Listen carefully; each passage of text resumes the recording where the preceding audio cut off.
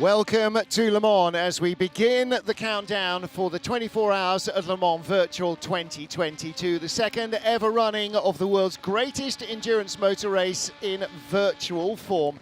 Hello everybody, we are ready for qualifying. As with the real Le Mans, it will be done in two groups, first with GTE cars and then with our LMPs. I'm Martin Haven. Joining me in the studio to watch qualifying are Lewis McGlade, Chris McCarthy and Ben Constanduros. And Ben, this is the end of the Le Mans Virtual Series, which has brought us through 4 different race locations here to the big decider, and it's where all the titles are up for grabs.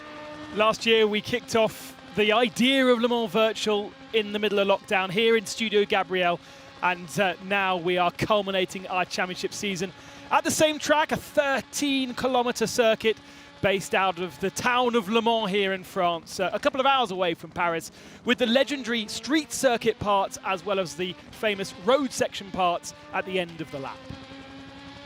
Well, Lewis and Chris have been part of the Le Mans Virtual Series all the way through, and Lewis, we're going to talk a lot about the championship, and as in the Real World Endurance Championship, because Le Mans carries double points, there is a massive hit.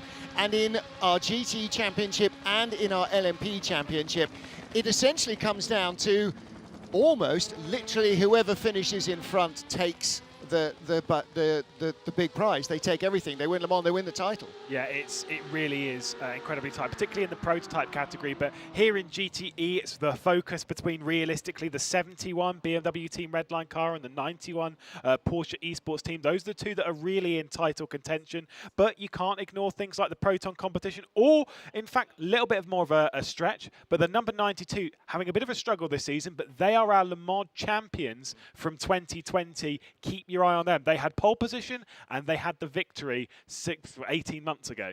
And of course, Chris, there are different driver lineups. There are cars here at Le Mans, as in the real world at Le Mans only. Specifically, they've come to do this race and haven't done the entire Le Mans Virtual Series. So in terms of championship points, if you win Le Mans, you end up sort of halfway up the championship anyway, but it's not about that. We have got some drivers who have moved around during the season. We've got team lineups that aren't quite the same, but for the first time, we've got 2 pro sim racers and 2 pro real world racers in each of the cars. So the game is up to gain, isn't it? Yeah, and I think people would ask why just join at Le Mans. Of course, it's a massive race, but half of the prize money given for the Le Mans Virtual Series is for this race alone, 15,000 euros. If you win this specific race. So there's a lot to play for. So for the 4 new teams we've got in GTE, who are bringing some great lineups with them as well, even if they can get inside the top 10, they're going to bring a good amount of cash home. Yeah, absolutely right. So €250,000 is the total prize fund for the Le Mans Virtual Series and for Le Mans, and half will go to the overall winners and the finishers in the series, and half will be awarded €125,000 over the 2 classes here at Le Mans. So there is the championship standings, and you can see all the teams that have competed so far. Some with a degree more luck than others, because there's nobody here who's not really put in the dedicated hard work and effort. We've got 21 cars in our GTE field here for the Le Mans 24 Hours Virtual. So they will go out and qualify. 13 kilometres, 21 cars, lots of space for everybody. So, of course, the very first thing we're going to hear afterwards is, oh, I got balked on my lap and it was traffic. But, Ben, the virtual world here reflects exactly the real world. And, of course, there in race control is the man who will be in control of all the World Endurance Championship races this year, as he was last year, and the real Le Mans as well as the virtual Le Mans. And we talked 18 months ago now nearly, in the first virtual Le Mans, about how real world teams and drivers are learning from the virtual and vice versa. But that's happened in race control as well.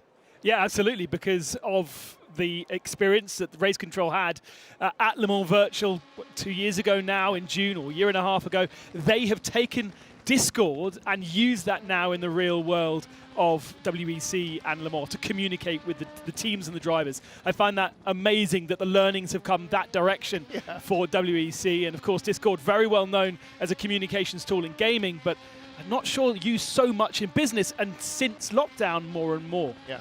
And of course, Eduardo has his own TikTok account as well, which everybody knows and follows. So, no, Ben, don't look at me like that. Of course he doesn't, because he's not under 12. But you're absolutely right. You know, Discord is a great communications tool that everybody in sim racing understands, and was so useful here in Le Mans Virtual that, as you say, it has become part of the real World Endurance Championship as well. It's instant communication is what really works. There in the background, by the way, just as the cars leave the pit lane, led by one of our two GR Wolves competitors, you could see the leading car for the race, which will also act as a safety car should we need one, which is the hydrogen-powered H24 project, which runs, as the name suggests, on hydrogen and emits only water, and that's the entire emissions from the exhaust. And that car is not only going to be one of the leading cars in the Le Mans 24 Hours itself this season, but will also hopefully make its full race debut at Le Mans in 2025. And of course, we're 2022 now. Another Le Mans 24 Hours is coming up in June. In 2023, it is the biggest one that you, Ben, or anybody else I think probably living will have been to, because it is Le Mans centenary. And that is going to be an enormous celebration of all kinds of motorsport, modern, ancient, and everything in between. But first, we've got to qualify here. Now, you know, they've got a 20-minute session, seems like a lot of time, but it's a long lap. So, Lewis, you don't have any time to mess around. Fortunately, in the virtual world, almost literally until the moment they logged onto the server here for this session, they could have been practicing, finding their setup and just getting everything as nailed on as they possibly could, which is where the virtual world is so much more convenient than the actual world. Yeah, you can do as much track time as you possibly want. The thing is, though, is that might almost put even more weight on the lap itself. Now, this being a 20-minute session for anyone would be jumping in, kind of understanding as to how this all works within the Le Mans Virtual Series. Same rules that we've had from start to finish of the season in qualifying, which is the outlap counts. You need to get out there and do your outlap. Of course you do. That's how you start your time lap. Then you time lap, but you must do an in-lap as well. So you're talking this in GTEs, if you're only doing a single lap, it's a 4-minute laps roughly. By the time you've done one full stint, that is 12 minutes. That is over half the session gone. And for a couple of teams, there's been an issue already. The 91 car, the sister to this car, has already had contact in the pit lane with one of our new starters, the Satellite Racing Corvette. So there's already been issues in the pit lane which will just delay them getting on with the session. Almost better than having delays and issues out on track. And the reason why that's such a significant thing in esports racing is you can just press escape, and so many championships and series do that. Finish your lap, pull over to one side, press escape, reset, new tyres, and go back out again. We want to replicate the virtual world much more realistically here, and that is why that in-lap still counts. As soon as you press escape, you're out the session. Yep. Yeah, if you bail, then that's it. You don't get allowed back in. Same as in qualifying, if you cause a red flag, you don't get to run again.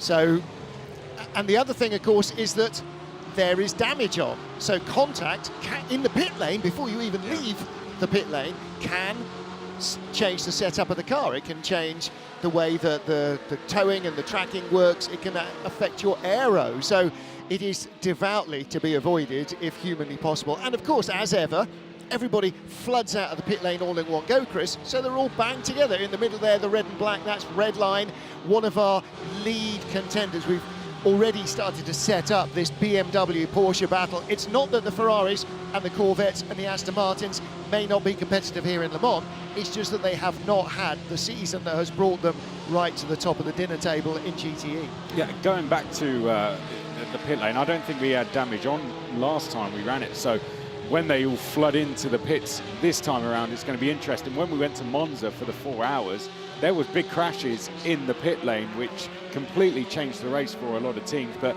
you mentioned the Corvette there. That did very well last year. They had 3 cars inside the top 6. So they may not have had a good running so far this season. But in 2020, it was the most successful manufacturer in GTE overall. But it was the C8 when we went racing, C7 rather, when we were racing in 2020. We're now with the C8, so a slightly different car, slightly different balance on the track. Exactly, and reflecting the real world, it has more of the dynamics of the mid-engine C8R. And this is one of the great things about using a platform like rFactor 2.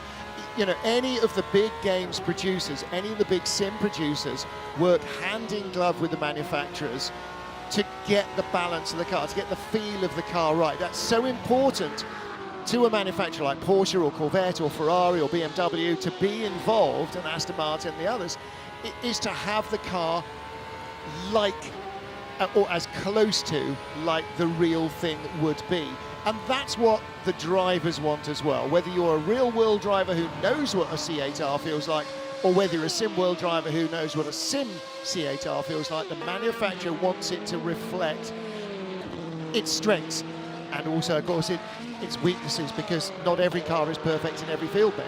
And the manufacturers like Porsche and like BMW have a head of sim racing, a head of esports racing, that will be constantly in a dialogue with all these different manufacturers of the platforms, making sure their car is well represented, making sure that when we see them here, they are similar to what is out there in the real world and performant as well, because they don't want their manufacturer of car being represented in the Le Mans 24-hour virtual poorly or not competitively. So there's a huge amount of work that goes on behind, but with these huge manufacturers, some bigger than others, Porsche and BMW, huge players in the sim racing world, perhaps a little bit less so from other manufacturers, but certainly a non-manufacturer but a big player in the esports field, of course, Red Bull Racing. And here's Sebastian Job.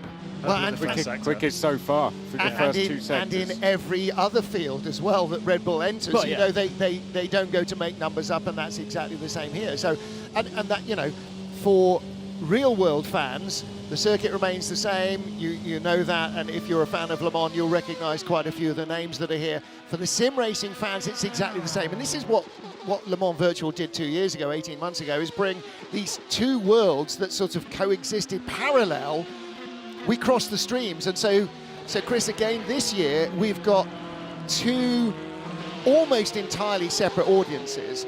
An awful lot of people who watch and partake in sim racing won't necessarily sit down and watch Le Mans on the television unless it's just that they happen to flick across it, but it won't be a must-watch event. Similarly, people who watch the entirety of Le Mans with their matchsticks and more computers you can shake a stick at won't necessarily watch a sim racing series, may not have seen any of the Le Mans Virtual Series, but you get the marquee events like this, or Monaco Grand Prix, or the Indy 500, and suddenly it's a globally understood thing, and so we will have two very different audiences sort of merging as one. Well, that's the idea of having two professional drivers and two sim drivers. You know, we are merging two different worlds in doing that. And when we ran in 2020, a lot of the professional drivers were scrambling to do practice on the week or so building up to it. Now those professional drivers are coming here a lot more experienced. But those guys working together is what's going to bring those audiences. And of course, Mercedes, they're going to be running where Mercedes are based. So the teams are getting behind this. Yeah. I mean, look at the new facility that Coanda are sorting out, obviously in partnership with Porsche and stuff, that they're bringing quite a lot to this table, including some new liveries, by the way, for this weekend. Here is one of them, this one being Josh Rogers in the number 92, if memory serves. There's a slight difference as to how they've got on the side. It's a cyan on the side for Rogers, and then on the other car it's more of a red. Charlie Collins, by the way, really fast in the middle sector, setting the purple second sector of this racetrack. So interesting that this is going to evolve, obviously, as always, as we expect at Le Mans through this session. Charlie Collins in the 88 Dempsey Proton Porsche. So current fastest lap is Sebastian Job in that Red Bull Racing Corvette C8R 111. So that is the fastest lap. Kevin Siggy in the BMW, 0.4 of a second behind in a 3-minute 47 lap. So the fastest lap is 3-minute 46.959. And the second fastest lap is a 3:47. No, Mitchell de Jong goes fastest of all. Hugely experienced Porsche sim racer. And, you know, we see, Ben, we used to in the real world that teams run cars from a certain manufacturer and quite often have a loyalty that stretches back several years and several decades. You think of Mante Racing. I can't imagine Mante Racing racing anything other than a Porsche. And it's the same here. You've got teams like Coanda that we've already talked about, which is a sim racing team, and they run cars in all sorts of different programs. But in terms of GT racing, they have got that link with Porsche. Doesn't stop them running in anything else on any other platform, but that's when Porsche have their factory drivers involved, guys like Anchan Juven, they will be part of that group of drivers, and so that becomes a de facto works Porsche esports team. I mean, it's entered as Porsche esports team. Look at the way that Mitchell de Jong there is dressed. He's got the Porsche Boss outfit on. The cars are liveried as they would be at Le Mans. I've seen a couple of Coanda VRS coloured cars, but these ones are the legitimate Porsche colour cars, and there's a Wolf, GR Wolf's car. But the interesting thing about Mitchell de Jong, as we just switched away from him, is that he is actually one of their pro drivers. He's not in this world, in this entry, he's not a sim driver, although he has pretty much been a sim driver fully for the last 4 or 5 years. Can't remember the last time I saw him in a real car, actually. But because he has that racing license, he's able to partnership with some other incredibly fast sim racers, making that team incredibly performant. It's you've been living in France too long. Performant isn't an English word. Anyway, is it not? No. we don't have an equivalent. We have to use highly performing or well performing or good. But you're absolutely right. Yeah, but you've got a whole bunch of drivers who have real-world experience who have then become much more successful and better known for their sim racing experience, and they're the equivalent of a sort of a really good silver driver in prototype racing in the real world, where they're the gun for hire who brings up the overall performance of the team, the gentleman drivers and so on. And we see that a lot in the GT class, in GTE AM, we see it in LMP2, particularly in LMP2 Pro-Am, where you have a good gun for hire. And one of our colleagues this weekend, Alex Brundle, will be exactly that sort of a driver who can join. Not in sim racing. Not in sim racing, but in the real world. But Mitchell de Jong is the sim racing sort of reverse version of that, if you like. He's crossed the other side from the real world to the virtual and become much more successful. Yeah, I mean, hugely successful in the virtual world. The amount of, one of the drivers that's competed in a whole heap of world championships all over the board of sim racing, and now we're seeing him across multiple platforms. Last year, unfortunately, he was in the car, one of the Coanda cars that only got his way up to 12th position. We're looking at now Elliot Veyron. So this is one of the pro drivers actually qualifying in the 888 Tesla R8G Esports car. Now this car obviously is one of our race-winning cars this season. It was one of the ones that came out on top in the Nordschleife race. We'll gloss over that one a little bit, but victorious anyway. They were competing with the 111 Red Bull car for that at that point. They were running very, very strongly indeed. Remember back to Monza how well they did. Well, a whole slew of cars coming into the pit lane, because as in the real world, you can fit fresher tyres and just make a tiny little change if you want to the setup. Out goes the D station car. We got a 777 and a 888. In comes BS Plus competition, the BMWs. And the BMW has been a really successful car in this year's Le Mans Virtual Series, in a way that has sort of outstripped what the M8 GTE has done in the real world. And it's interesting that there's been that success for the car. The other side of the coin, maybe, is FDA, Ferrari Driver Academy, the esports team. The 488 GT has not been as successful as it has been in the real world this season. So I think they definitely feel that this series probably owes them a little bit. Well, they've got nothing to lose in this race, really, so they can experiment with strategy a little bit, particularly if they don't qualify too well. So they're going to throw everything at it. They're going to try something different if they have to. They have been a bit unfortunate at times, particularly at Sebring. They were looking fairly strong, and then it all went wrong, which for something that really wasn't their fault. Obviously, Nilton then went and had another crash, which just made things a little bit worse. But yeah, overall, FDA Esports. Last year, we really saw some teams come out the woodwork through playing good strategy and through keeping out of trouble. If you keep out of trouble at Le Mans, well, you're going to finish somewhere inside the top 5. And Ben, the rules are the same in the virtual world as the real world. Stay out, 23 hours, be on the lead lap, and then let's see who's going to win this race. And that is exactly the deal here. and the deal is exactly the same for the racers in Le Mans Virtual as it is in Le Mans 24 Hours. You have to be absolutely on the money every sector of every lap and save fuel. The only issue that FDA have is they only have one single car entered into this race, Yes. so they can't really play around too much with different cars doing different things. Whereas Aston Martin are represented with a couple of cars, although only one Pro Drive entry. Great to have Pro Drive as a name entering into esports racing. I can't really think of anything beforehand that they've done, but this is a proper Pro Drive entry, obviously in an Aston Martin. And Lasse Sorensen, who's behind the wheel for this qualifying session, is not a slow driver at all. No, he actually finished second back in 2020 And with the Aston Martin guys, so he He's- brings the experience from Le Mans Virtual. He was sim racing even like before I started. He was sim racing, 2012, 2011, 2010. He was racing in the sims back then, so there's plenty of experience in sim racing. So a great driver to have in the car. We'll just say, by the way, did note that when we can consider the championship and stuff, the 71, the 89. Particularly the 71, which is a team that's very high up in the championship in the case of leading it, was still in the pit lane until very, very late. So they are waiting to do their last lap right at the end of the session. Which is a high-risk strategy. Very. You've got to make sure you're absolutely right with your back timing. You can't crash the news. It doesn't work that way.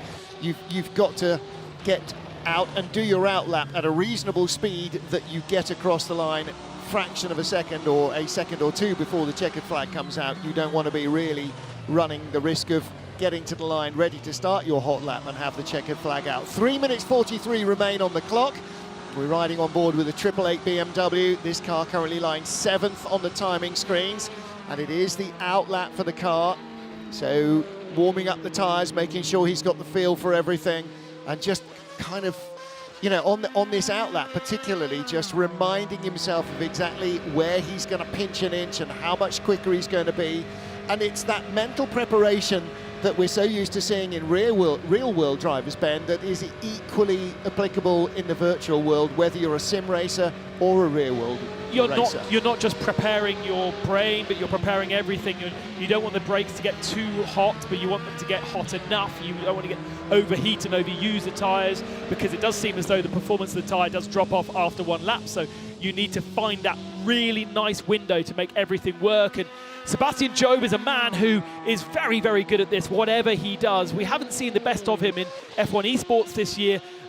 He's an iRacing guy, really. He's a hot lapper, but it's fantastic to see that he is on the pace of the very best, and at the moment looking at a provisional pole time in his second attempt, although that's a little bit messy through the second chicane. Yeah, now this car, highest qualifying this season is P5 in the hands of Yuri Kazdorp, which was a couple of rounds ago. We went qualifying at the Nordschleife in this insanely difficult, tricky, wet weather conditions. This is, for Sebastian Jobe, his first time in the Le Mans Virtual Series, his first time on this grid this season, and to say that he's putting in a performance. We know him obviously in the esports world as being an incredible driver, but to jump into a platform you're unfamiliar with and a car you're unfamiliar with, and to be honest, teammates you're unfamiliar with, and just instantly click. This is very, very impressive, and is tracking even faster through the second sector. Yeah, purple sector 1, purple sector 2. Don't have as many sim sectors as we do real world sectors, so it's sector 1, 2 and 3.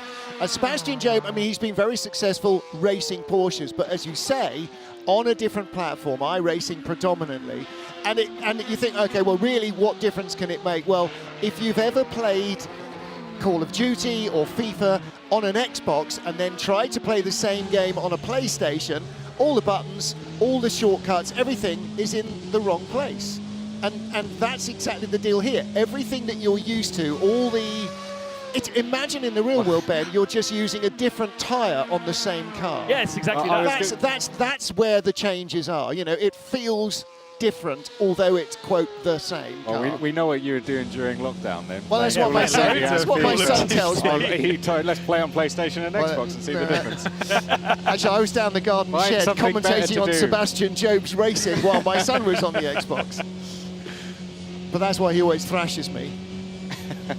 Well versed then. Nothing to do with age. Yeah, and so Sebastian Jobe, looking for pole position here, not just for bragging rights, but just to reassure the team that he really has got what it takes in this car. And most people are already through the first sector and not as fast as him. So those people leaving it to the last moment, not necessarily as fast as Job, who now comes to the line and does grab the fastest time. By over half a second, he beats his previous best, and Red Bull on provisional pole with just a couple of moments left. And that was faster than last season's pole as well. Yeah, but it wasn't a great final sector. It wasn't even a good one for him. I mean, it was good, but it wasn't that good. 4, 3. Well, okay, on our timing screen, we've come down to 0, but there you go. The clock has come down to 0, which means any lap that you've just started, like the Porsche here, which is... no, which Porsche is that? That's the Wolves. No, yeah. It's the Project One. It's the Project One car, yeah. So that car has just started its lap, and that will be the last car across the line. This car looks really loose. In that first lap we saw Josh Rogers, he's really throwing this thing around. And again, he's not as smooth as we saw from Sebastian Job. He's really kind of throwing it into the turn. It'll be interesting to see if that setup then relates to the 24-hour setup, their endurance setup, because I'm not going to sure it's going to really be very comfortable over 24 hours. It'll be totally different, won't it? Because and you know, when we're at Le Mans in qualifying or in the hyperpole, then the setup is utterly different. There's the checkered flag. Across the line comes Josh Rogers. So he does not improve. I think he went to 4th. Yeah, he remains 0.6. He actually got ahead of Kevin Siggy, who had finished the lap just before. Oh no, Kevin Siggy's still on a lap. Across the line, Smolyar, the 888 BMW, goes 5th fastest. And again, Kevin Siggy still on a lap, so is Terzic in the 89 BMW. And Charlie Collins. Charlie Collins, second fastest. That's a big lap from him, isn't it? And De Jong, who I believe we're on board with right now, is on a lap. And of course, our focus then starts to head towards the championship. This battle between the 91 and the 71, which is enthralling. They could be too focused on each other, though, and not really account for everyone else. But right now, Mitchell De Jong, as the same with Josh Rogers, the rear end of this car is not particularly connected with the front. It is sliding all over the place. De Jong has a couple more corners to go. Might slot it just ahead of Charlie Collins, but you do feel the 111 is just a little bit out of reach. It does look like it. Now, of the two, Mitchell De Jong in 91, faster in Sector 1, slower in Sector 2 than Kevin Siggy. That final sector is impressive from De Jong. Oh, so 900ths of a second away. Here's the red line car. Twice a winner, this car in GT this season. So Kevin Siggy in the final sector, he was a fraction faster than Mitchell De Jong in Sector 2.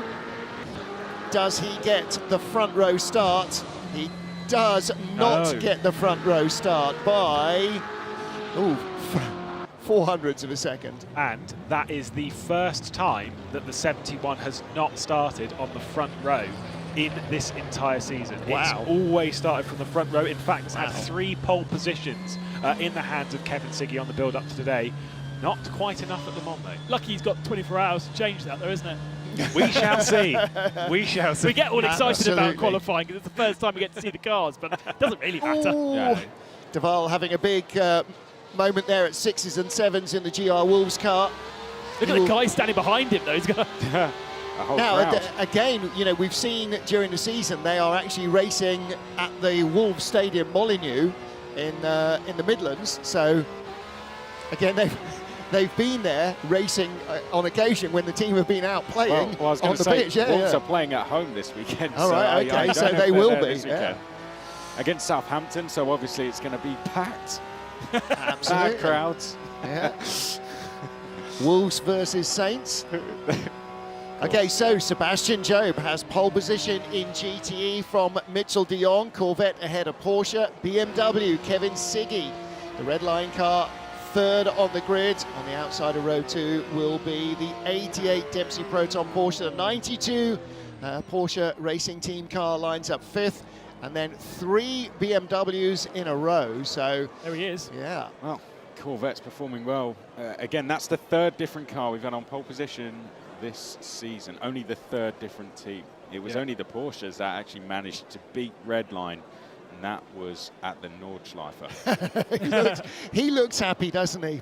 Too right. Job well done. But, you know, he's had such a difficult year in his esports racing career, coming off the back of being a champion, being thrown into the F1 esports and just not getting on with it. To be able to come into a new platform like this and be so performant, have a nice haircut too. But that's all you need sometimes, is just that one... That's all you need is a nice haircut. That one, that one Relatable. moment to remind you, oh, thank God, I can actually still drive. Yeah. You know, and that is so tough when you change disciplines, or, you know, in the esports world, if you're changing programs and changing cars, you know.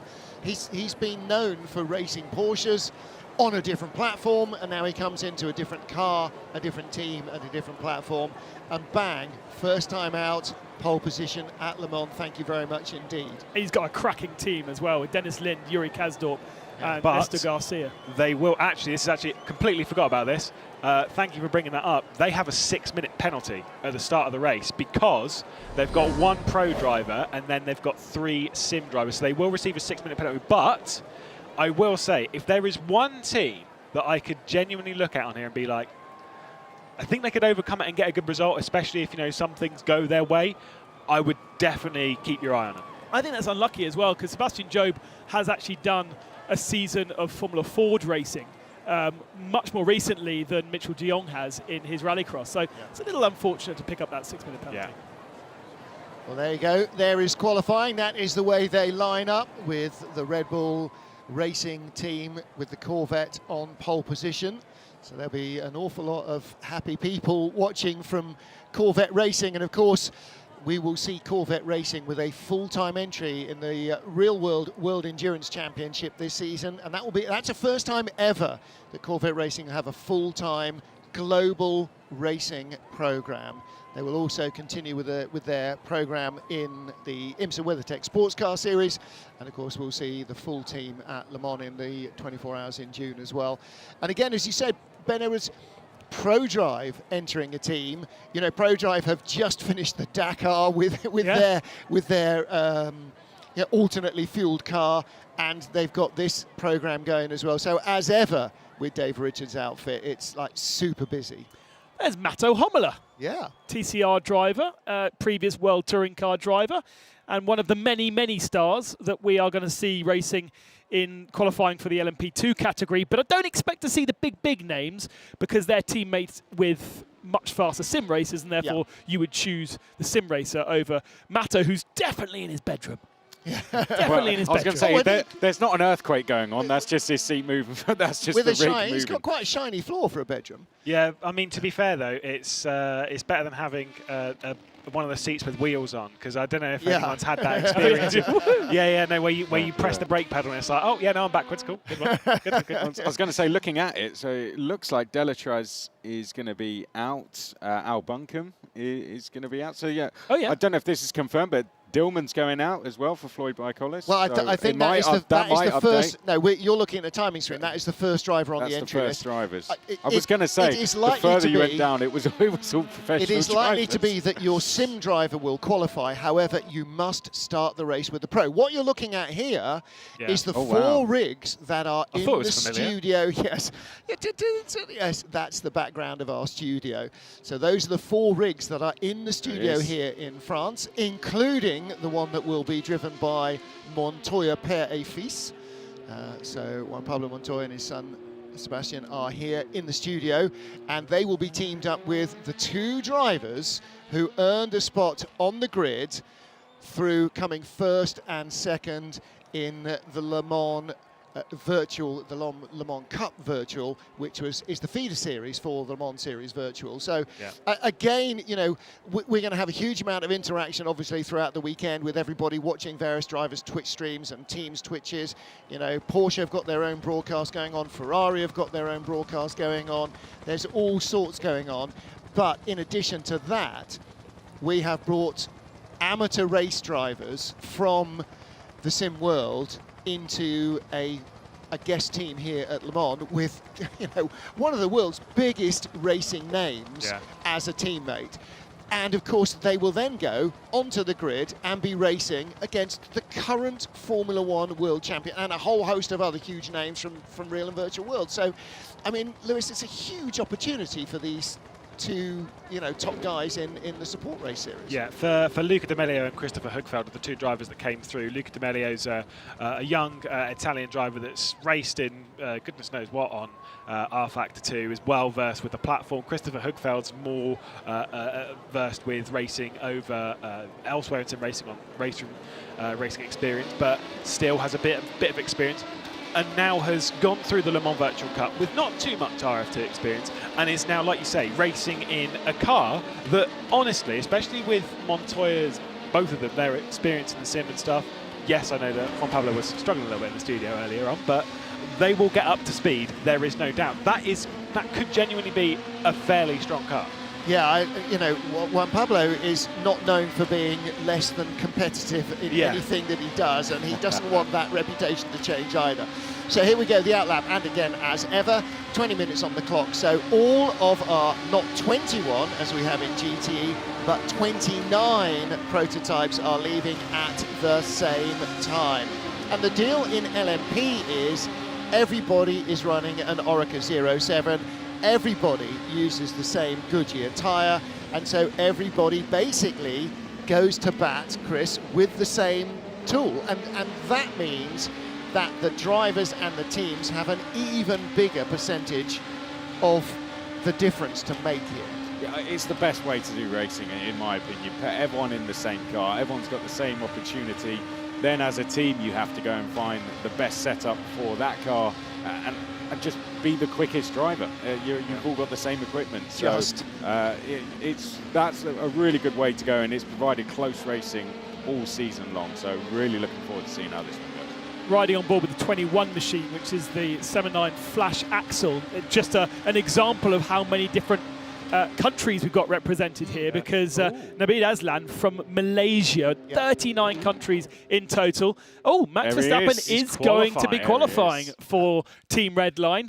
Well, hang on a minute. He qualifies the Red Bull every week. No, why not? And the two red lines, the real Team Redline and the Team Redline car, are going out together. Now, there's little stipulations in the rules as to how they can work together and how they can't. So it's not as simple as you can just get pulled along on the backstretch, down the Mulsanne. It's a little bit more like complex than that. They're not allowed to just go out and assist each other, so they'll have to do their laps fairly separately. But it is interesting that they've not gone out with the larger majority.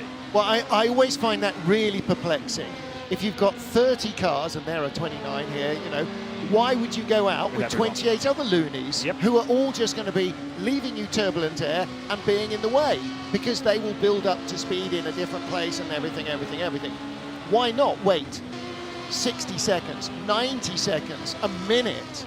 There is time, as we saw in GT, to come in, make some changes, put new tyres on, go again for the final lap. Once you've got yourself dialed in properly and everything dialed in properly to this session, because the track will be different from the last time you practiced on it and everything else. Yeah. So why not? Why would you not? There is time to do it. I'm constantly bemused about how everybody goes out in this enormous clump of fast-moving metal, and then everybody goes, I didn't get a good lap in. It's driver preference, I think. Some people like it. Some people like their own space. Max usually drives in his own space, so it might just be a preference thing. Some people like being the lead car. Some people like being in the middle of the pack. Some people like being the car right at the back, all on their own. So yeah, I'd say this is something they generally do in other series as well. But this is where, as we're seeing lap start, this is where it's very interesting. Obviously, Max Verstappen jumping into that car. The driver he's replacing in that car is Bonner House, who was in contention for the championship, and he's gone off to go and drive the Mercedes car. Yeah. There's a lot of changes that we will go through tomorrow. But whilst we're on the topic of qualifying and nerdy information, because I did get a message a little while ago from Dennis Jordan from the Red Bull Racing Esports camp in the prototype category, who I don't believe is racing now due to some wheel issues and stuff, so I think he might have had to pull out, and then Alex Siebel will have to step his way back in. We'll figure that one out as we go. There are 3 different gear ratios that the prototypes can run.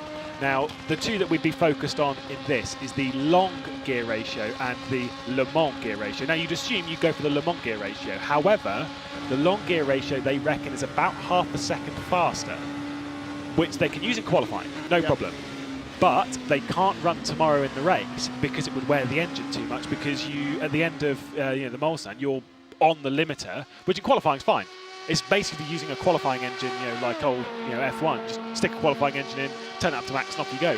Interesting if many teams have found that out, because that is an oddity that does take a little bit of. So we can say it now because qualifying started. Yeah, exactly. Well, Cheers, Dennis. Nabil Aslan, we were just watching there down the Mulsanne in the Axel Sport team. Axel Sport with a team in LMP and also a team in GTE, and it's the Malaysian team that kind of formed by and built around Alex Jung and his sons. And Nabil Aslan, purple in Sector 1. And not just because he was the first guy out on track, but we've now had 20 cars through Sector 1 on quick laps, and he's still purple. Jan van der Heide has gone fastest of all in Sector 2. Nabil Aslan goes quicker in Sector 2. He is quick. The thing is with we must state, of course, the Axel car has not had a particularly great season. They've not had an as bad season as we would kind of believe. You look back at the results, you think, actually, they've had some all right races, to be perfectly honest. Yes, they've all been outside of the points, but they've been 14th, 13th, 16th and 14th, which is consistent, if anything else. But it is a team that has speed, and they are finding more as the round's going on. And here we are at the final. Yep. Now it's time to show it. Well, they have just been beaten to purple sector in Sector 2 by the 36 car. Now that's not a driver in it who's been in the championship all season long, because they've turned the lights down in the studio. I can't read his name either. Alpine, yeah. Yeah, it's the 36 Alpine car. Yeah. It's, according to our timing, it's Sipos who's behind the wheel, the Hungarian driver, but we'll see. May not necessarily be. However, of course, after Aptgate, one of the things that we had in 2020 was that everybody, when they are logged onto the servers, has to make sure that they have a live Skype connection as well, so we can actually see who is driving the car. So if it is him, it should definitely be him. Nabil Aslan, though, is going to be one of the very first to set a full flying lap, and goes to the top of the pile, and as the next few cars come across the line, stays there. Pole position, we've already destroyed, by the way, pole position even from 2020, which we kind of expected, is that this car, this spec, we are a little bit quicker, roughly in the region of a second to 2 seconds.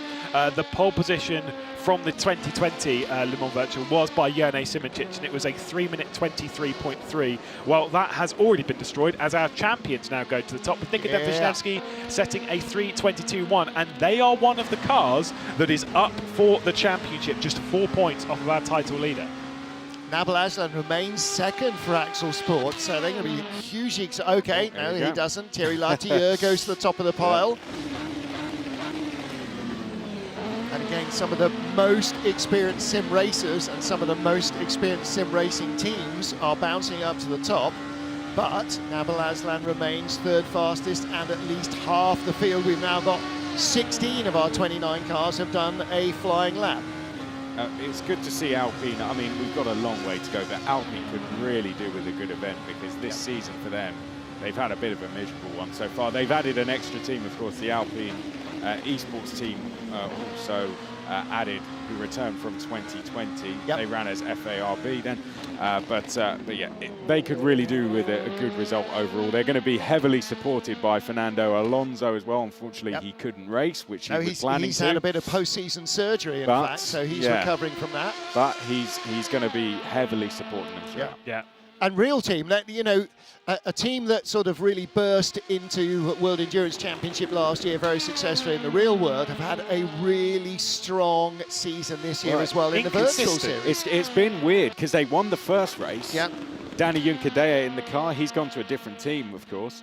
But then they crashed whilst fighting for a win in the second one. And but very early. Since then, it's all gone a little bit pear-shaped, because they were 19th at the Nordschleife, and then they finally made it back to the podium last time.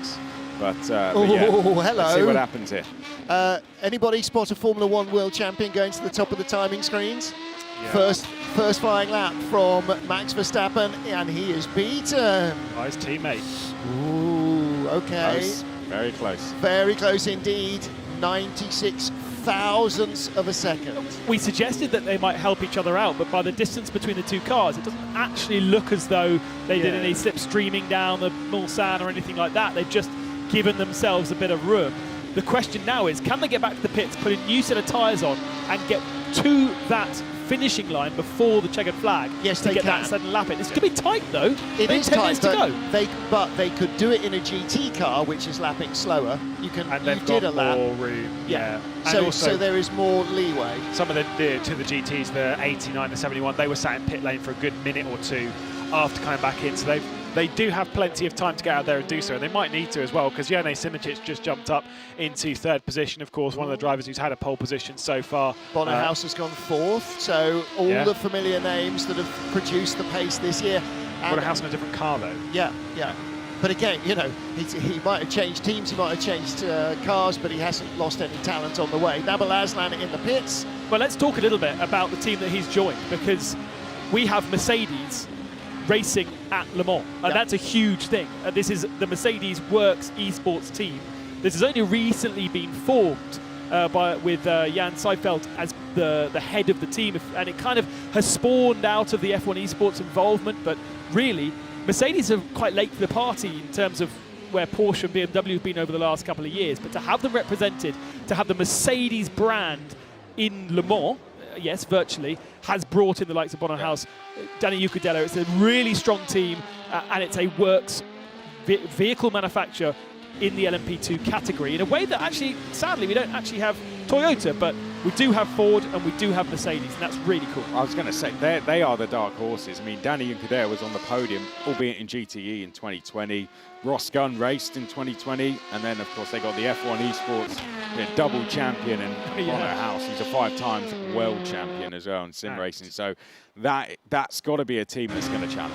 And of course, you can't forget with Danny Uccardello and his pace in sim racing. Yes, of course, great result last season. You can maybe account for him as being one of the best of the pros, but I will remember the timesheets that we got at the end of the Monza race where they were victorious, is that all three of their drivers were in the top 11 of all of the drivers. Now, what that says to me is you kind of think, oh, that sounds all right, but that means that Danny Uccardello is the 11th fastest driver that raced that weekend, and that is ahead of a lot of sim racing, you know, of the best on the field. That is mightily impressive. On board with Rasmussen, timing to the right-hand side, representing Red Bull in the LMP2 category, also a very, very strong team. I feel as though, on balance though, driver-wise, their GT entry is a little bit stronger than their LMP2 entry, but Rasmussen, F1 eSports for many, many years, but also on the rFactor 2 platform is the Formula E Accelerate champion, so has plenty of experience on rFactor 2, which is what we are basing ourselves on this weekend for the Le Mans Virtual. Got himself a little bit of slipstream as well there, but the passing move was done easily. 3.5 tenths away from the two Red Bull cars, so two red line cars, so still a bit of work to do in the last sector of the lap. Work that definitely needs to be done. I mean, Freddie Rasmussen's not had too much experience in rFactor 2, but we do know of the small experience he does have in it. He's won championships in a very, very small period of time, and we know that his consistency is incredible. I do tend to agree with you, and this is no disrespect. I'm sorry to them, because I know they'll be listening to us, and I'm sure I'll get messages from them. The 111 is a great car with some great drivers. The 11 is a great car with great drivers, there's no doubt, but it's just, I would lean more towards it. They've not had the greatest season, and that could be led towards a large array of outfits. Like they've had essentially a revolving door of pro drivers. We'll just throw them under the bus a bit there. 4 different pro drivers in the 4 rounds that we've had. Cooper Webster though has stayed behind the wheel, was behind the wheel at Sebring, and is now behind the wheel as well this round. And as we were talking to Freddie Rasmussen's lappy, Bales and come to the pit lane. It's interesting actually, and we'll talk a bit more about this over the 24 hours, that Max Verstappen is a world champion for Red Bull. Drives for Redline. But driving for Redline. So interesting kind of, I know he's very attached to his Team Redline roots, isn't he? He loves being part of that and being kind of a figurehead for Team Redline. But the fact that he doesn't represent Red Bull in this is an interesting one. Still got red. Well, I was going to say, halfway there. Look, he wants to compete for nothing less than the win. So he's looked at that and gone, if I'm in that car, then then I can win it. You know, It's- they're second in the championship, so and I can help them win not just the race, but the entire series. Well, and look, listen, he's not Because going to it's get a winner chance. takes all. He's not going to get a chance to get to win the real Le Mans for maybe another decade, because Yeah. there's obviously an awful lot of Formula One fish to fry. But it's certainly getting his name in the frame, and to win something like this as well, you know, as a world champion in Formula One and a Le Mans winner within what, 8 weeks of each other, you know, that doesn't bad. happen. That doesn't happen very often in any other world. I was Let's- going to say, if we ever had the F1 champion and IndyCar champion, reigning champions, On the same race grid. each other on the same grid. Not before. since the 60s, probably. Yeah. I Yeah. would think. Yeah. Now we get to see A it. longer- That's a really that's a valid shout actually. And as in the 60s, with an amateur driver who's again Luca D'Amelio, who's one of our two winners, the top two in the Le Mans Cup Series, virtual Le Mans Cup. He was 16th on the. He's just been pushed down by a couple of cars, but still. In a field of 29 cars, still now 18th place after his first run. So, you know, this is somebody who is definitely racing on their own buck, not as part of a big team, and not a pro sim racer. But I will tell I you, think that's fantastic. he'll be disappointed. I'll tell you that. I know Luca. I've worked with him a little bit when he used to be a part of the team that runs the Rocket and the Jota car in this. And he was a part of that team for a little while. He's won races and stuff for that team. This kid, he shoots high. Yeah. Now, in this sense, maybe that's a top 10. Maybe it's something even more. I know he won't be particularly impressed with being down towards the back end of the top 20, but he is quick enough, and when he gets angry, he's a young guy, he goes quick, and so keep your eye on him. And one thing that we were impressed with was his consistency in the Le Mans Virtual Cup. Here is the number one, which means they are the champions. They are the team, the car, the partnership that won the Le Mans Virtual back in June 2020. Is that Yep. right? So Yeah, I know. year and a half ago. Nikodem Brzezinski, the two Polish drivers represented, and Nikodem is being entrusted with the car. And look at the time. Split 1, just over a tenth. Lost the tiniest bit in split 2, but very much on course for putting the Rebellion car GPX right at the sharp end. And their qualifying's been not great this It's a season. better lap for him, but it's not a purple sector. No. He's already 2/3 of the way through the lap, so it's not actually going to put him at the top of the timing screen. It might move them up, but it's not going to make them the fastest of all. And one change to that lineup is that they've not got Marcello in the car, who is No, shared, it's- but they've got Augusto Canapino, who is even faster. A sim, And he's proper exactly the sim driver. same one of those, like Mitchell de Jong was speaking about earlier. Oh, He's more famous for his sim exploits than his real one. And Yeah, Roman right. Edis coming into the pits now. Well, yeah, he's that's on a purple as straight in. They must have made a big error in the Porsche curves there. That's He a was- big yeah. bail, Yeah. and there's 2 minutes to get out and Yeah, get round, that's and session that's done. it. That's his session done. We're on board with Vishnevsky now. I was going to say, the qualifying for this car, we've spoken how, yes, they won the race last season. That was obviously, as you said, qualifying's not that important. It's about the race itself. They're qualifying across the entire Le Mans Virtual Series, including Le Mans Virtual and the series this year. Their average qualifying position is 8th, I think it is. Right. Their highest position is 6th. That's it. But they are in championship contention. They've won 2 races out of the 5 we've done. It shows you how impressive they are at racing. And in the end, again, as we always say in the real world, it's nice to have those headlines on Saturday morning that you're on pole position, and it's great, cock of the walk stuff, but you don't get paid for that. You get paid for where you are on Sunday afternoon. By the way, when we saw Matto Homola, the touring car racer, in his rig, he is actually doing the qualifying. Ah. So they've got a pro driver in, and also Memo Rojas. yeah, and we've got, of course, 2 juniors really, and Luke Browning from ADACF4, Franco Colapinto from Formula Regional as well, and he did Le Mans, of course. Freddie last Rasmussen has bailed on his lap, or has had a server issue and disconnected, because he, in the final sector, has just shown us stopped. But year. we're 65 purple sector. oh, here we go. Okay. So Well, that's Panis Racing. That's a really good time. I mean, they haven't been quick at all this season. yeah. But they did fairly well in 2020. So Ottaviani really going quickly. yeah. and that is the fastest first sector. And these are the only laps that will count now because the checker flag will be out in 25 seconds. Latia might get another one. He should get another one. Doesn't need another one though. Look at Well, he this. might, because it's green and green, but it's not purple. Oh, it's. Oh, he It goes to the is. top of the pile. It's not. There was not a purple sector, so none of his 3 sectors were faster than anybody else, but the lap was. So again, it's the combination of all parts. If you get a purple sector, then you really, really know you're on a good lap. But again, that piles the mental pressure on. But Latia back to the top again. So these laps count. The checkered flag is out. Cincic is in the pits, so no further laps from him or Romanidis. No further. Oh, okay. Rasmussen is now shown as no longer stopped, but Alessandro Ottaviani in the 65 car, 15th of 29 at the moment. So that Panis Racing car, his second sector isn't purple, but it's better than he managed before. So currently 15th. This is going to fire them way up the order, and here it is, unless he blows it comprehensively. There's some big names that are far down this order, like Erhan Yovsky, 17th on the leaderboard. That is really far down. But then we've got some going the other way. Sipos in the 36 is right up there. Aslan right up there in the 21. Marcel Cincic, one of our championship contenders, quite far down as well. Jeffrey Reitveld coming towards the line, bumped down to second position just a few moments ago, but will he take the pole position again? Yes, he does. Yep. Well done.